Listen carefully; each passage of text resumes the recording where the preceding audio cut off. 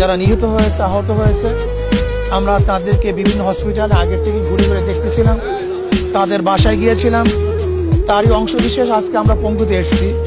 মাঝখানে যেহেতু অনেকগুলি হসপিটালে গিয়েছিলাম, এখানে যেহেতু তারা ভালো আছে, অনেক জায়গায় দেখা যায় যে এমন হসপিটালও আছে যেখানে সুশিক্ষিত চিকিৎসা হচ্ছিল না, সেগুলি দেখার জন্য আমরা চেষ্টা করেছি।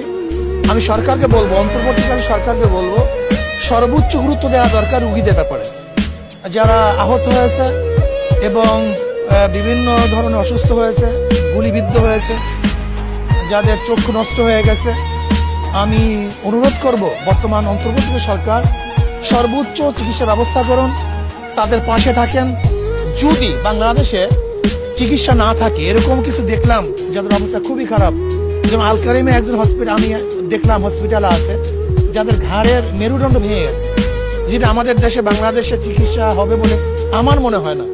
সেহেতু আমি মনে করবো খুঁজে খুঁজে বাংলাদেশে যদি চিকিৎসা না হয় তাহলে সর্বোচ্চ গুরুত্ব দিয়ে বিদেশে তাদেরকে চিকিৎসার ব্যবস্থা করা হোক, এটা আমি সরকার অনুরোধ করব। যদি এটা ব্যর্থ হন তাহলে মনে করবো আপনি প্রথমেই ব্যর্থতার দায়বদ্ধ আপনাকে গ্রহণ করতে হবে, এটা আমার অনুরোধ থাকবে। আর যারা নিহত আছে তাদের পরিবার পরিজনকে সরকারকে স্টাবলিশ করতে হবে, তাদেরকে দেখতে হবে। আর আমি সর্বমহলে ভাইদেরকে বলবো, আসুন আমরা সবাই সম্মিলিতভাবে যারা এই যুদ্ধে, আমি বলি এটা যুদ্ধ, এই যুদ্ধে যারা আহত হয়েছে, নিহত হয়েছে, আমরা তাদের পাশে, তাদের পরিবারের পাশে দাঁড়াবো ইনশাআল্লাহ। দেখেন এদের কাজকর্ম এখন পর্যন্ত আমরা দেখি নেই, আগে মন্তব্য করা খুবই কঠিন, তবে আমি আশা করবো যেন তারা ভালো। জনগণ যে বৈষম্য বিরোধী আন্দোলন করেছেন, সেই জনগণের আশা আকাঙ্ক্ষা যেন তারা পূরণ করেন, এই দিকে তাদেরকে লক্ষ্য করার জন্য আমি অনুরোধ করবো। আমি বলবো এরকম ঘন ঘন চেঞ্জ যেন করতে না হয়, আগের থেকে সতর্ক হয়ে তারপরে দায়িত্ব প্রদান করা উচিত। যদি বারবার চেঞ্জ করা হয় তাহলে মানুষ কিন্তু অন্তর্বর্তী সরকারের উপরে আস্থা হারিয়ে ফেলবে।